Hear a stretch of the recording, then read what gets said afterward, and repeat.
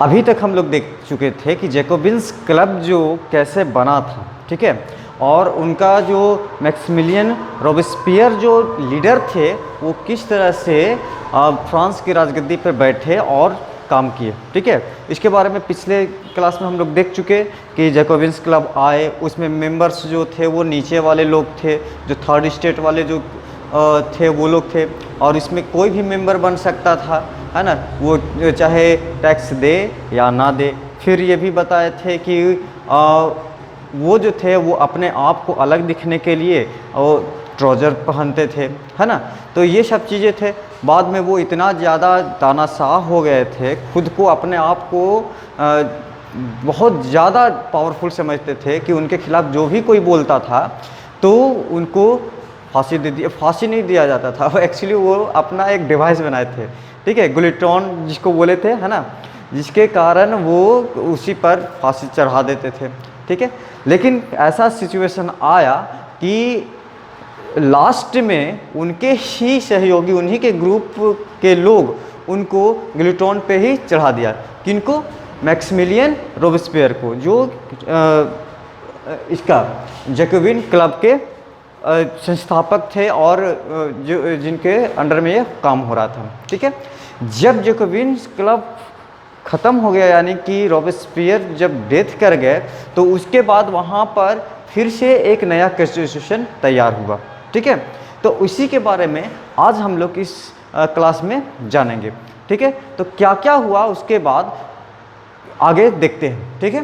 तो पहला क्या है कि फॉल ऑफ जैकोबिन गवर्नमेंट। बिल्कुल जैकोबिन गवर्नमेंट ख़त्म हो चुका था, जो कॉन्स्टिट्यूशन नया बना था, ठीक है, वो ख़त्म हो चुका था क्योंकि उनका डेथ हो गया था, वो ज़्यादा ही तानाशाह हो गए थे, है ना। अब जो है कहता है कि a new constitution was introduce, एक नया फिर से कॉन्स्टिट्यूशन बन रहा है। मतलब कि इतना फ्लेक्शन हो रहा था फ्रांस में कि एक राजा है, राजा के बाद नेशनल असेंबली बना, नेशनल असेंबली के बाद फिर जैकोबिन्स क्लब आए, है ना, और उसके बाद जैकोबिन्स क्लब के बाद फिर से ख़त्म हो गया और फिर से नया कॉन्स्टिट्यूशन बना। अब इस नया कॉन्स्टिट्यूशन में क्या हुआ कि जैकोबिन्स क्लब, याद होगा बताए थे कि जैकोबिन्स क्लब जो थे उनके जो मेंबर थे, ठीक है, वो नीचे वाले लोग को वोट देने का अधिकार दिया गया था, यानी कि कोई भी वोट दे सकता था और 21 ईयर से एवब, या वो टैक्स दे या नहीं दे, ठीक है। तो इस तरह से उसको राइट्स दिया गया था।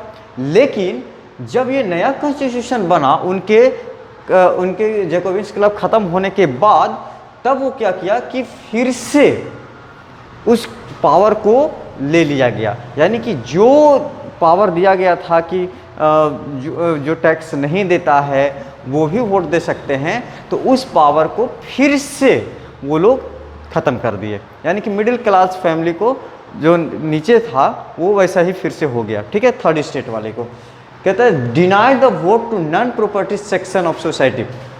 जो नॉन प्रॉपर्टी सेक्शन था, यानी कि जो गरीब लोग थे जिनके पास पैसे नहीं थे, उनको फिर से क्या कर दिया गया कि डिनाइड कर दिया गया, उसको वोट देने से मना कर दिया गया, यानी कि फिर पहले जैसा ही सिचुएशन हो गया जैसे नेशनल असेंबली के द्वारा ये रूल बनाया गया था, ठीक है। अब जो है कि जब जैकोबिन्स क्लब ख़त्म हुआ तो ये सरकार चलाने के लिए वहाँ पर कोई ना कोई तो होना चाहिए, है ना, देश ऐसे ही चलेगा। तो वहाँ पर सरकार को चलाने के लिए एक काउंसिल बना, ठीक है, लेजिस्लेटिव काउंसिल, उसमें कुछ मेंबर थे, ठीक है। लेजिस्लेटिव काउंसिल बना और वो देश को चलाने की कोशिश किए। लेकिन क्या हुआ कि लेजिस्लेटिव काउंसिल जो थे वो फिर से कुछ 5 मेंबर्स के ग्रुप को अपॉइंट करते थे, ठीक है। क्या करते थे कि लेजिस्लेटिव काउंसिल जो था वो 5 मेंबर का एक ग्रुप बनाते थे, ठीक है, और उस ग्रुप को ही डायरेक्टरी बोला जाता है। समझ में आया, ठीक है। क्या बताए कि जब जैकोबिन्स क्लब फॉल हुआ तो देश को चलाने के लिए काउंसिल बना जिसको लेजिस्लेटिव काउंसिल बोला गया, और ये लेजिस्लेटिव काउंसिल के जो लोग थे वो क्या करते थे कि एक ग्रुप बनाते थे जिसमें 5 मेंबर रहते थे, 5 मेंबर रहते थे, जिसको डायरेक्टरी बोला जाता था। अब जो 5 मेंबर का जो था ये सारे काम यही लोग देखते थे, ठीक है। ये सुपर थे, इसके ऊपर भी ये थे, है ना, सुपर के ऊपर, ठीक है। तो ये जो मेंबर्स थे, ठीक है, ये सारे काम को देख रेख करते थे।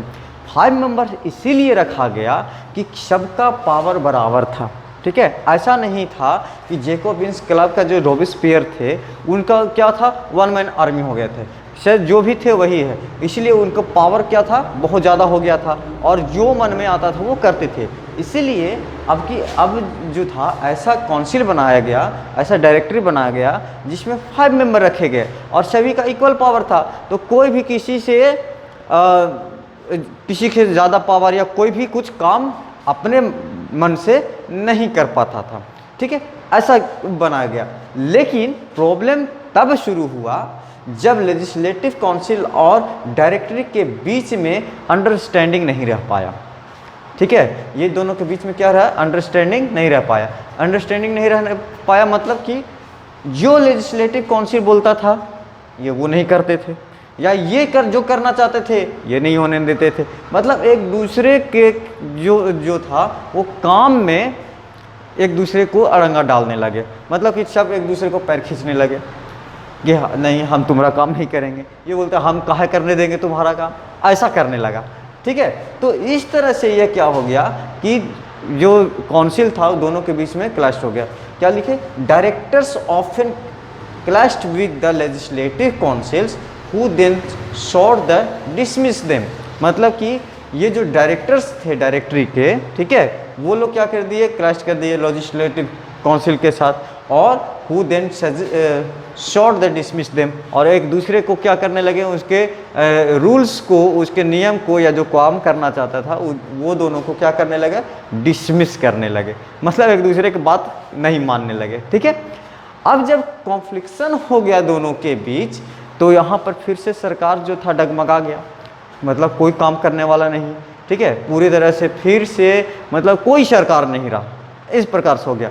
तब इसी का फ़ायदा को उठा के, ठीक है, यही जब एक दूसरे के बीच झगड़ने लगे तो यही फ़ायदा उठा के जो नेपोलियन बोनापार्ट थे वो सत्ता में आए, ठीक है। नेपोलियन बोनापार्ट के बारे में हम लोग आगे पढ़ेंगे, ठीक है, वो किस प्रकार के शासक बने। एक्चुअली वो सैन्य शासक थे, मतलब मिलिट्री से थे, तो वहाँ पर फ्रांस में मिलिट्री का भी सरकार बना था, ठीक है, यानी कि सैनिकों के द्वारा वहाँ रूल चलाया गया था। तो वही है, इन 1804 में नेपोलियन बोनापार्ट खुद को वहाँ फ्रांस का एम्परर घोषित कर दिया, ठीक है।